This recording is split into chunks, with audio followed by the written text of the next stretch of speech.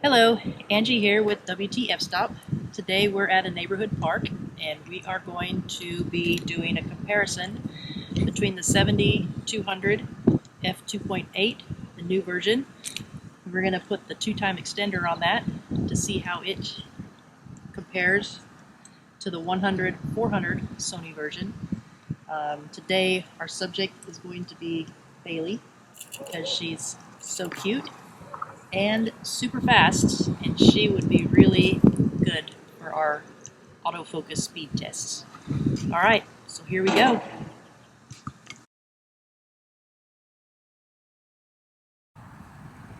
So here I had to let Bailey do the slide before I can take her out to get her to do any kind of running. So I figured I would go ahead and take advantage of that and get a couple side-by-side comparisons. And here are a couple of shots for you.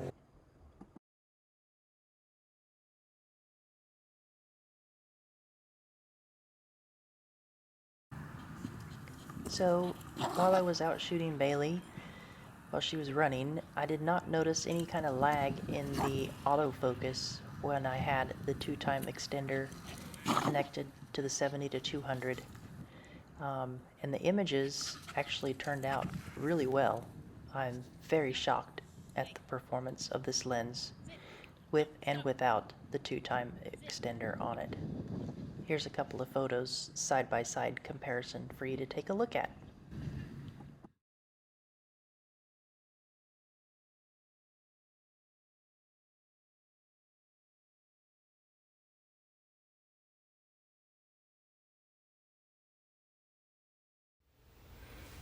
Hello! So we're back after out going and doing some photographing of Bailey at the park. And after the park, we went over to the fish cleaning table, which is a very high activity area. We had quite a few birds. We even had some fishermen there that were there posing for us. So I have a couple pictures of some fishermen with their catch. Hey there! I hope you're enjoying this video because they're all produced by me and on a very small budget. So to help increase my budget, you could purchase items from the links below, maybe, where I have all the links to my affiliate products. They give me a little bit of a kickback, and sometimes they have a discount code attached to them, so you can save money too.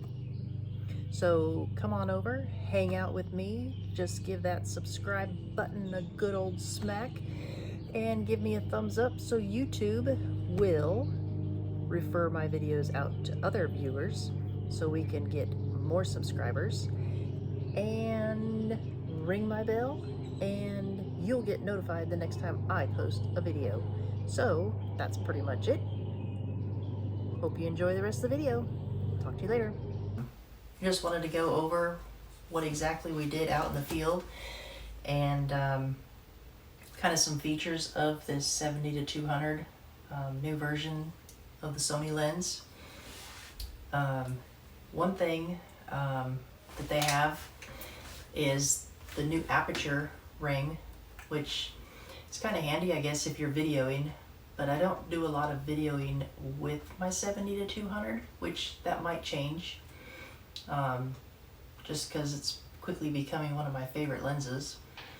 On the side here, you have a little thing here called iris lock. I have that locked so I don't bump it out in the field, but if you click it off, you can then scroll through there, and if you can hear that, you hear the clicking. Well, there's a switch for that too. You can cut the clicking off, which is really nice. Right here, all the way here on the bottom, hit clicking off, and now it's nice and smooth for videoing. But I keep mine set at auto, and I keep the iris locked. But on the other side, we got Stabilization Mode, which I have it on. You have modes 1, 2, and 3.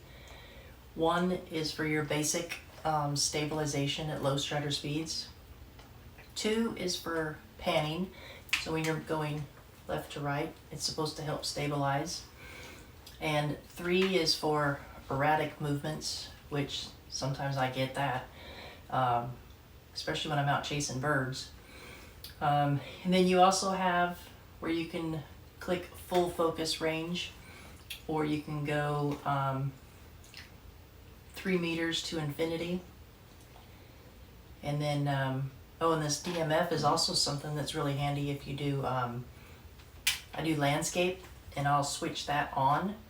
And then you can switch over to manual focus, and you'll get the red, I have mine set at red, you'll get the red highlights of the stuff that's in focus, which is pretty cool.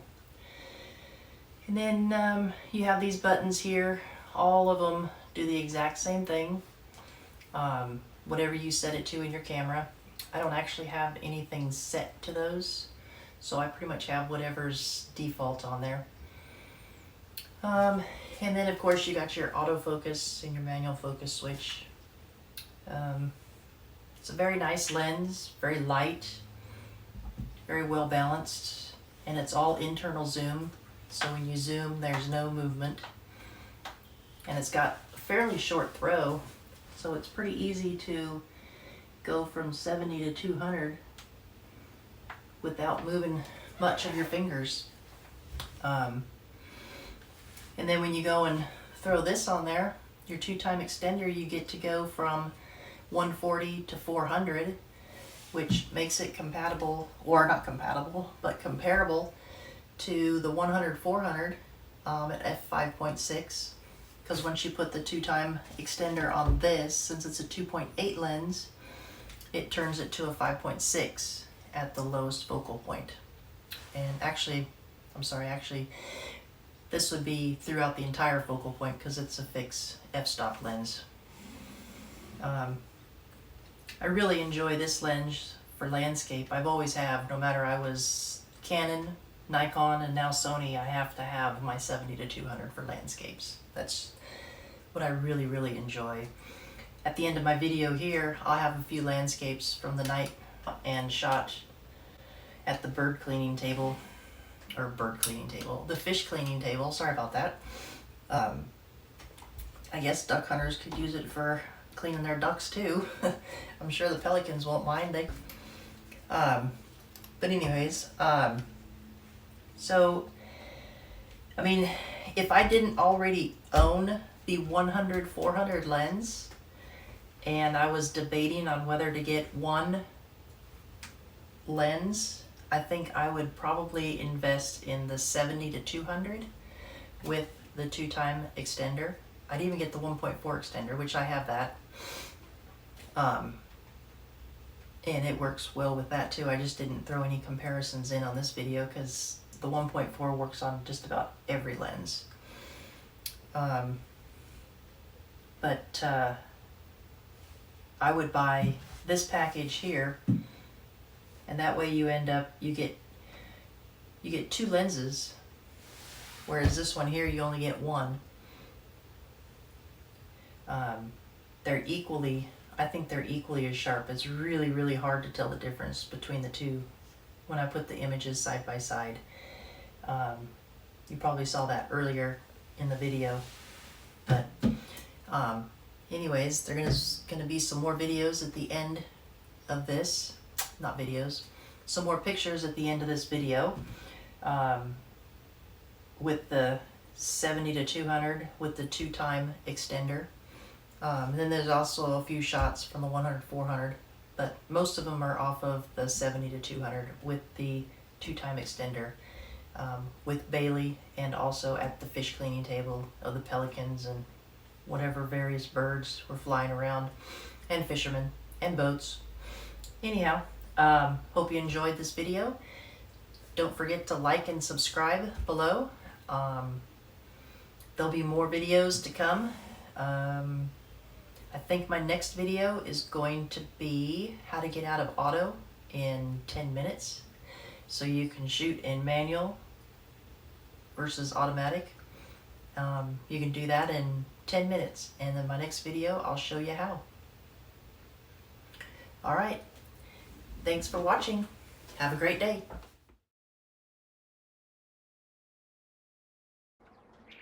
Here's images taken from the 100-400. This is Bailey. All the images in this segment are taken at aperture 5.6, and the shutter speed was 1/2000th of a second. On the birds, the ISO did vary because I wanted to keep the shutter and the f-stop the same throughout every image. And then here's my fisherman and his big catch. He was in the shade, so I had to change it all up. Alright, so here's the images taken with the 70-200 with the 2-time teleconverter on it. I never had an issue with it trying to find focus with Bailey or any of the birds or the fishermen. It was really hard to pick the images for this video because every single image that I took was sharp. So I definitely have to eat my words on the whole converter. I never liked them before. So here's a couple of pictures that I took of a pelican. He was very close at the fish cleaning table. But the lens will actually focus at about 15, almost 16 inches at 70 millimeters, and at 200 millimeters at about 32.25 inches. And then when I got home, I did a little test on it to see how much it extends when you put the extender on it. And with the 2-time extender on it, it only increases the focal distance by about an inch. So you're at about 17 inches at 70 millimeters and at about 33.25 inches at 20 millimeters. Pretty impressive. Here's a few of my favorite shots from the night. A few sunsets, but the shot of the day is the last one with the dog on the bow of the boat, right in the ray of the sunlight. Don't forget to like and subscribe.